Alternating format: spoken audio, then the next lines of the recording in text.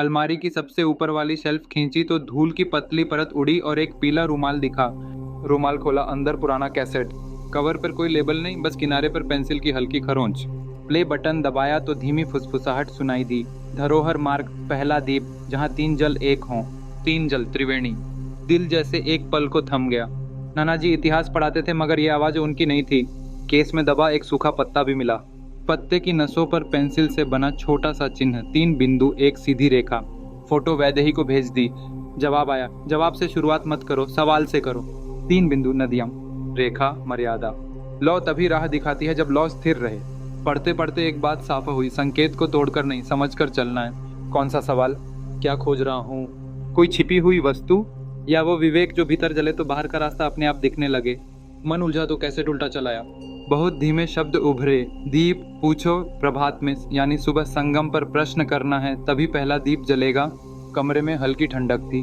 खिड़की पर जमी धुंध पर किसी उंगली ने अचानक दो शब्द लिख दिए, देरी मत करो।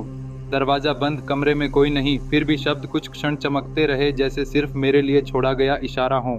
रीढ़ में सिहरन दौड़ गई, पर डर के नीचे एक अजीब सी स्पष्टता भी जागी। जाना तो पड़ेगा। नजर घूमी तो वही चिन्ह याद आया, तीन बिंदु, एक रेखा। यही शायद मानचित्र है जो जगह जगह छिपा मिलेगा। दीवार की खरोंच में, किसी सीढ़ी के कोने पर, या किसी दिए के नीचे चिपके ताम्रपत्र पर। हो सकता है कोई और भी इस राह पर पहले से चल रहा हो, आवाज नहीं देता, बस आहट छोड़ता है। अगर वो आगे है तो उसकी मंशा मेरे कानों तक पहले पहुंचेगी, चेहरा बाद में दिखेगा।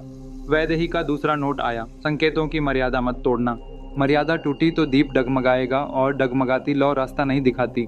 बात बिल्कुल साफ, सीमाएं ही बाती है। बाती झुकी तो लौ भटकेगी, और मैं भी।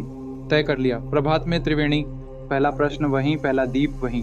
अगर संकेत सच्चा है तो संगम पर उसका उत्तर भी सुनाई देगा, घंटी की धुन में, पानी की सतह पर, या भीतर उठती एक शांत आवाज में। और अगर कोई मुझे रोकना चाहता है तो वो आज रात ही कोई और निशान छोड़ेगा। मैं तैयार हूँ। कल सुबह पहला कदम। पहला प्रश्न, त्रिवेणी का संकेत, यहीं से शुरू।